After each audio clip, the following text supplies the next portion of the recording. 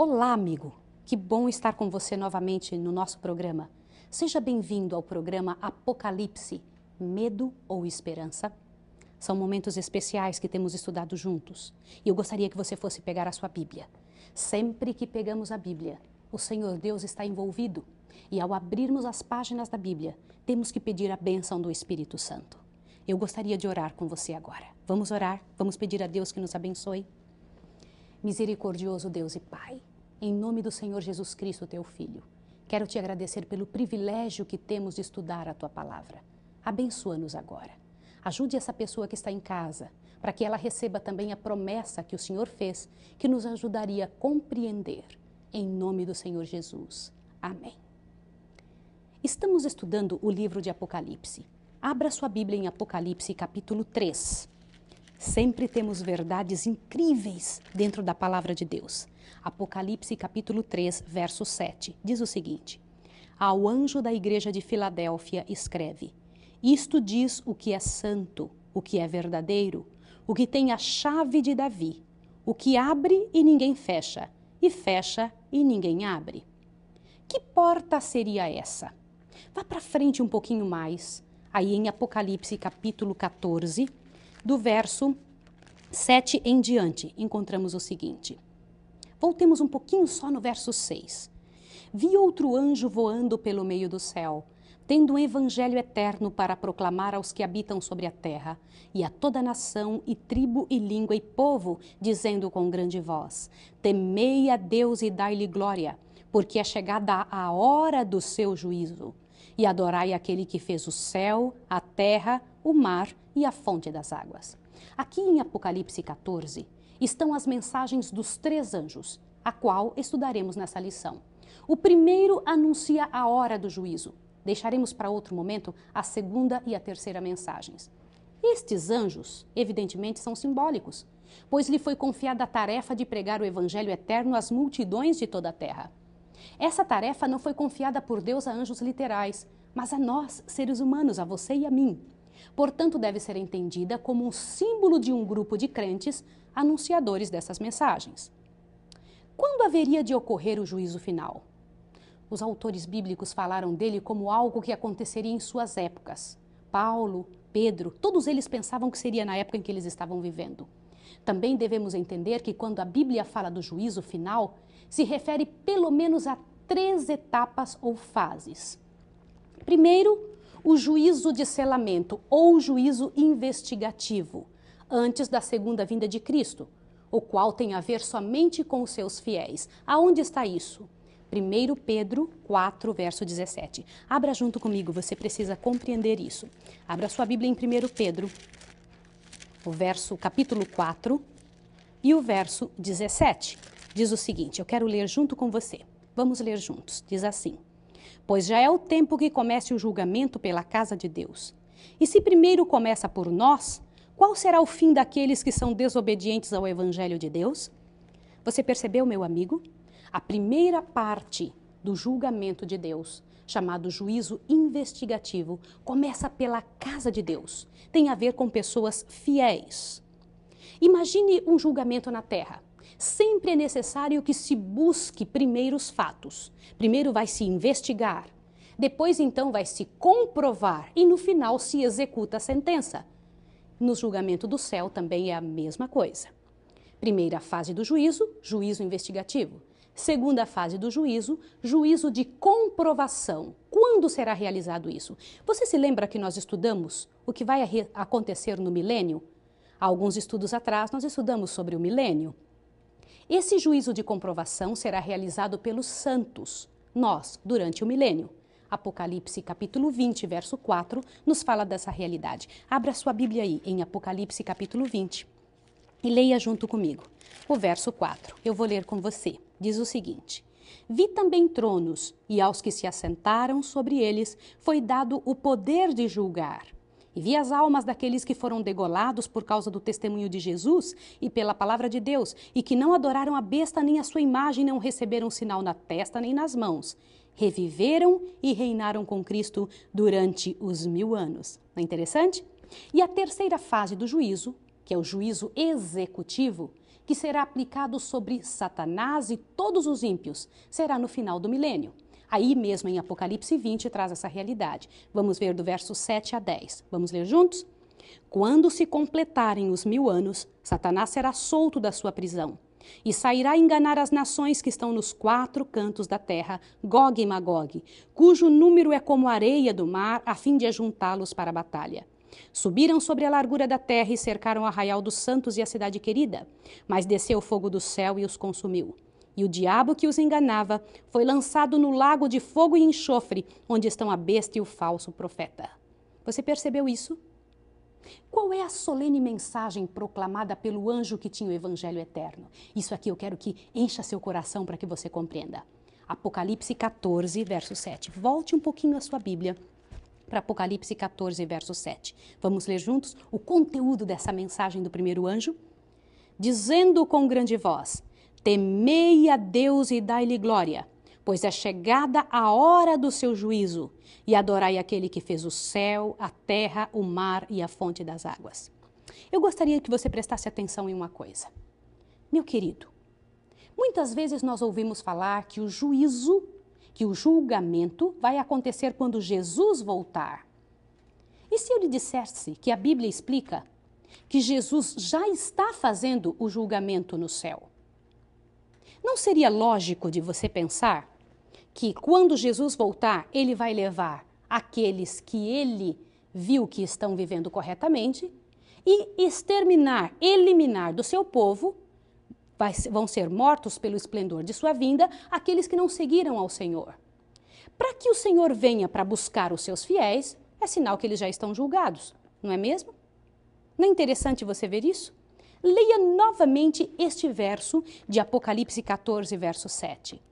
Dizendo com grande voz: temei a Deus e dai-lhe glória, pois é chegada a hora do seu juízo, e adorai aquele que fez o céu, a terra e o mar e a fonte das águas. Vejamos interessante, vamos ver que interessante alguns detalhes a mais aqui. Esta mensagem tem a ver com 2 acontecimentos relacionados entre si. Um acontecimento que ocorre no céu e outro que ocorre na terra. No estudo anterior, nós vimos que no santuário terrestre se realizavam 3 classes de ofertas ou sacrifícios. O sacrifício contínuo, que era para benefício do povo, assim como Cristo morreu por todos. As ofertas individuais diversas, que quando eram para remissão dos pecados, deviam ser com derramamento de sangue. Sem derramamento de sangue, não há liberação do pecado, que era um símbolo da aceitação pessoal a Cristo. E também havia o dia da expiação completa, lembra? Este dia da expiação, e eu gostaria que você parasse um minutinho para se lembrar. Preste atenção no detalhe. No dia da expiação, o sumo sacerdote entrava lá atrás no lugar santíssimo e então aspergia o sangue dos bodes ali dentro da arca, frente ao Shekinah de Deus. Está recordado a respeito disso? Foi na última vez que nós estudamos a respeito desses detalhes, desse sacrifício que limpava todo o santuário, fazia expiação por todo o povo, para que eliminasse qualquer sujeira ou pecado que estivesse na presença de Deus. Também vimos que os sacrifícios se agrupavam em 2 serviços. Serviço diário, realizado no átrio, ou no pátio, no lugar santo cada dia do ano, e serviço anual, realizado no lugar santíssimo somente um dia no ano, ao final do ano litúrgico, no dia da expiação, que era símbolo do juízo e da erradicação do pecado. Como fazia o pecador do Antigo Testamento para conseguir o perdão de seus pecados? Levítico 4, abra comigo Levítico 4 agora. Vai lá na sua Bíblia em Levítico 4, para que você possa recordar e ficar bem gravado na sua mente. Levítico, o livro de Levítico lá no início da Bíblia, capítulo 4, verso 27 em diante. Eu vou ler com você, tá bem? Vamos lá. Se alguém dentre o povo da terra pecar por ignorância, fazendo algumas das coisas que o Senhor ordenou que não fizesse, ele se tornou culpado. Quando o pecado que cometeu lhe for notificado, então trará por sua oferta uma cabra sem defeito pelo pecado cometido. Porá a mão sobre a cabeça da oferta pelo pecado e degolará no lugar santíssimo. no lugar do holocausto, desculpe. Depois o sacerdote com o dedo tomará o sangue da oferta e o porá sobre os chifres do altar do holocausto, e o restante do seu sangue derramará à base do altar. Em outros versículos, fala-se de outros animais, sempre sem defeitos, que tinham que ser símbolo de Cristo. Jesus não tinha defeito algum. Estes ritos eram símbolos que não tinham valor em si mesmos. O sangue de Cristo, representado pelo sangue dos animais, é o único que tem poder redentor.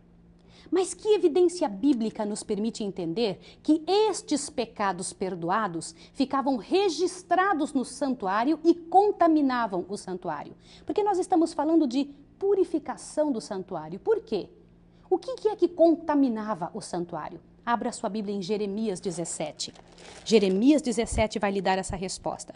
Jeremias 17, o versículo 1, traz essa realidade para que você compreenda. E eu faço questão que você leia. Leia comigo. O pecado de Judá está escrito com um estilete de ferro, gravado com ponta de diamante na tábua do seu coração e nas pontas dos seus altares.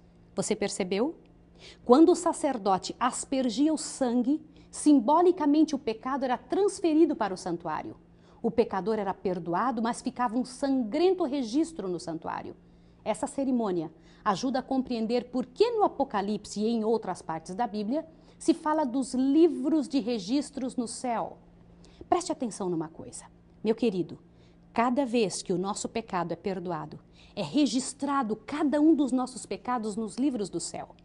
Para que esse pecado seja tirado dali, é necessário que nós venhamos a pedir perdão a Jesus.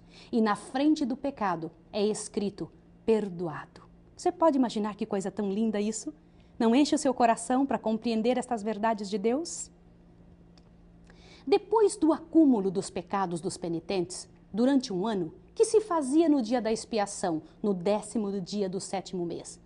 Lá em Levítico 16, 29 a 34, dizia, fará expiação pelo santíssimo lugar, pela tenda da congregação e pelo altar. Também fará pelo sacerdote e por todo o povo da congregação, para fazer expiação uma vez por ano pelos filhos de Israel.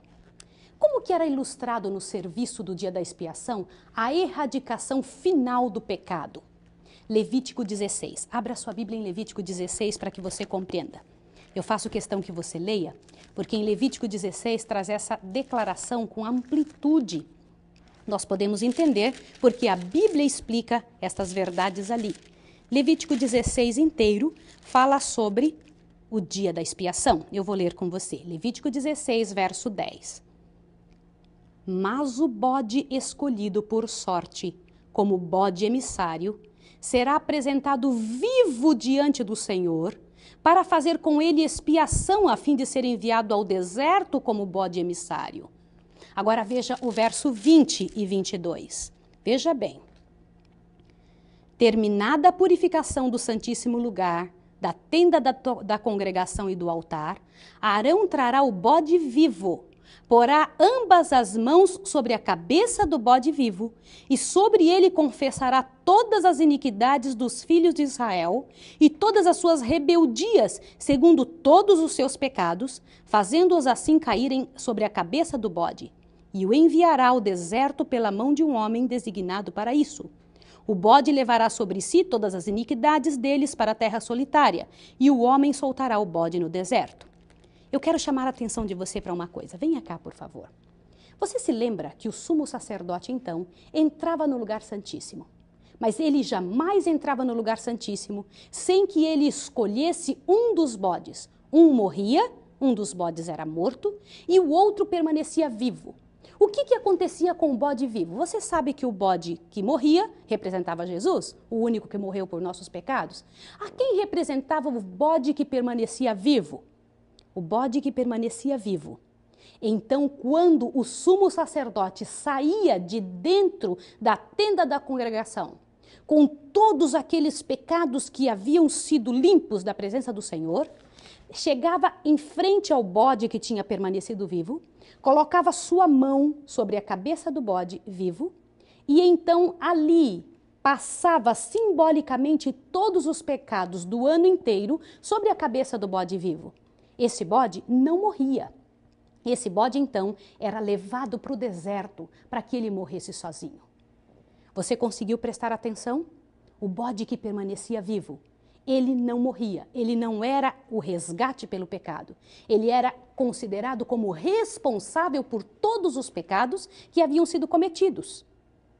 Que sentença recaía sobre aqueles que neste dia não estavam com as vidas acertadas com Deus, símbolo do juízo? No livro de Levítico também nos traz essa informação. Levítico 23, vamos ver junto comigo, Levítico capítulo 23 e o verso 27 a 29. Eu vou ler com você. Levítico 23, 27 a 29, diz o seguinte: o dia 10 deste 7º mês será o dia da expiação. Tereis santa convocação, afligireis as vossas almas e oferecereis oferta queimada ao Senhor. Neste dia nenhum trabalho fareis, porque é o dia da expiação, para fazer expiação por vós perante o Senhor vosso Deus. Toda pessoa que nesse dia não se afligir, será eliminada do meio do povo. Você conseguiu entender? O que acontecia com alguém que não tivesse feito todo o preparo para que neste dia, relacionado ao dia do juízo final, não estivesse com sua vida limpa? Era eliminada do meio do povo. Que declaração do Novo Testamento demonstra que este símbolo, esta cerimônia, era simplesmente um símbolo de um juízo que haveria de realizar-se no céu. O que você encontra? Hebreus capítulo 9, verso 23 em diante. Vá para o livro de Hebreus outra vez, para que você veja que a Bíblia ela traz informações a respeito disso, para que você e eu possamos compreender.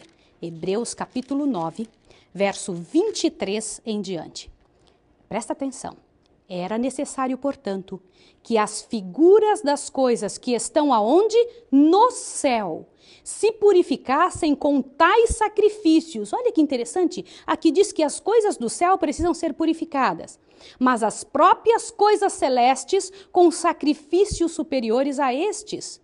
Pois Cristo não entrou em santuário feito por mãos, figura do verdadeiro, porém no mesmo céu, para comparecer agora por nós perante a face de Deus. Continua lendo. Nem também entrou para se oferecer a si mesmo muitas vezes, como o sumo sacerdote entra, de ano em ano, no lugar santo dos santos com sangue alheio. Doutra forma, necessário lhe fora padecer muitas vezes desde a fundação do mundo. Mas agora, na consumação dos séculos, veja a época, mas agora, na consumação dos séculos, uma vez por todas se manifestou para aniquilar o pecado pelo sacrifício de si mesmo. E como aos homens está ordenado morrer uma só vez, vindo depois disto o juízo, assim também Cristo, oferecendo-se uma só vez para levar os pecados de muitos, aparecerá a segunda vez sem pecado aos que esperam para a salvação. O que você entendeu? Bendito, glorioso seja o nome de Jesus, o Filho de Deus. O juízo de selamento ou juízo investigativo é a primeira fase do juízo de Deus. Este precede a segunda vinda. Que se realizaria no céu justamente antes de vir Jesus? Agora eu quero que você abra um livro gêmeo do livro de Apocalipse, o livro de Daniel. Abra comigo o livro de Daniel, para que você veja uma cena que Daniel viu no céu, que explica esse momento especial de julgamento. Daniel 7, o verso 9 em diante. Eu vou ler com você. Vamos ler juntos? Daniel 7, verso 9.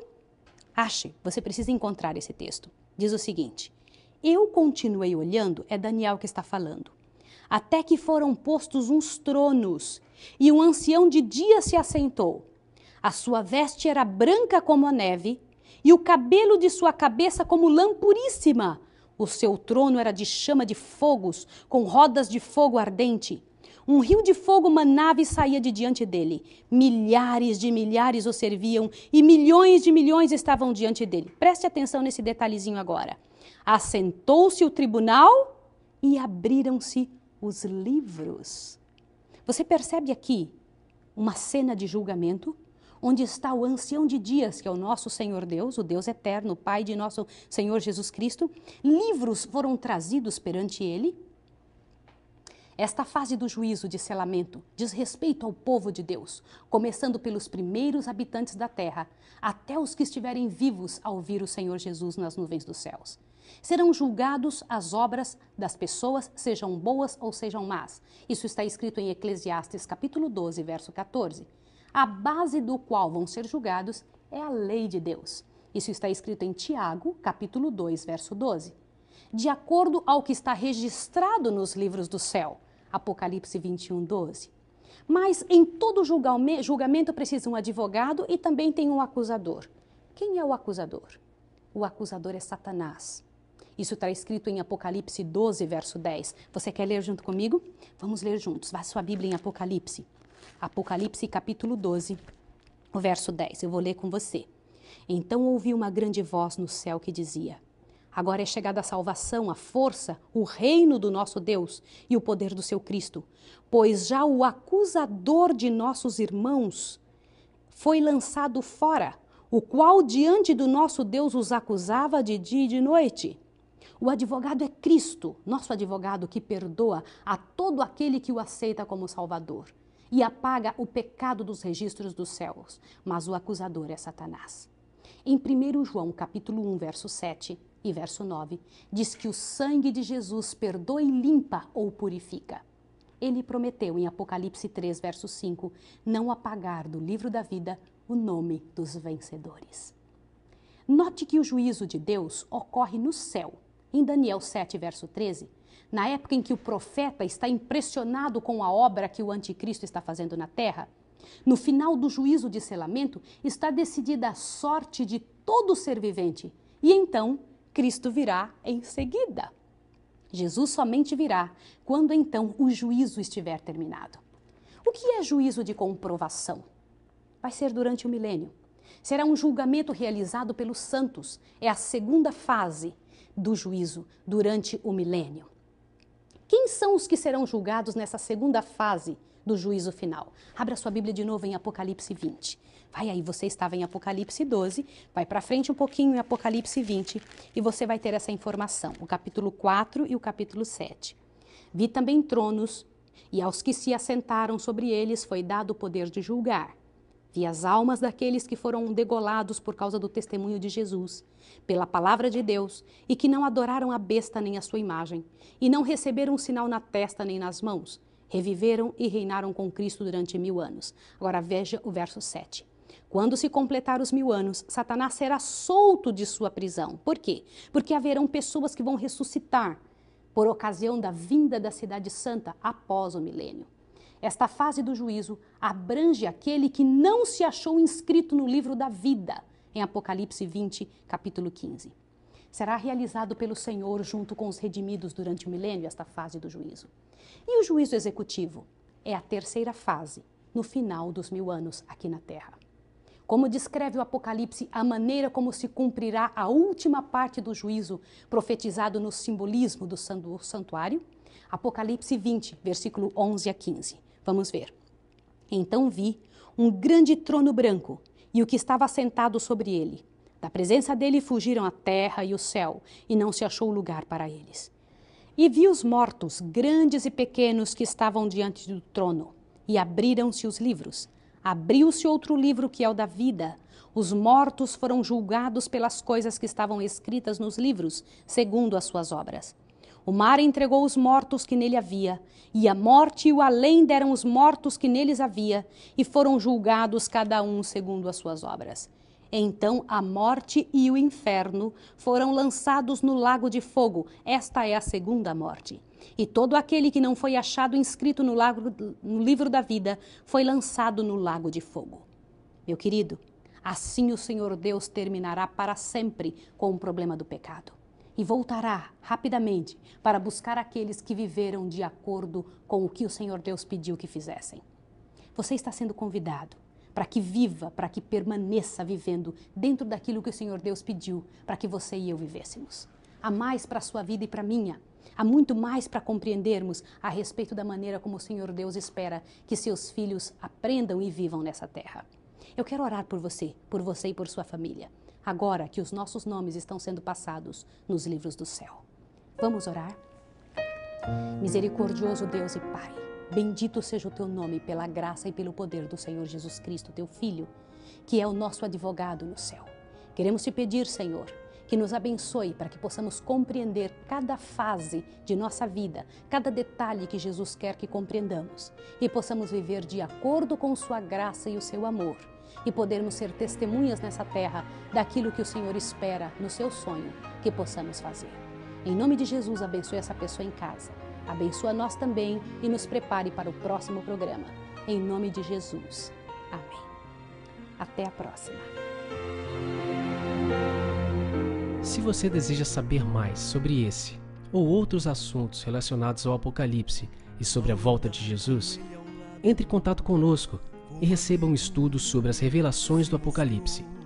E saiba mais sobre as incríveis profecias deixadas na Bíblia por Jesus e sobre a sua segunda vinda. Nos vemos sábado que vem neste mesmo horário. Que Deus te abençoe. Até lá. Respondeu-me, os meus medos compreendeu. Ao falar a minha fé, fim ele ergueu. Mas quem será que comigo vai? O meu nome sabe bem, ele faz arder meu coração.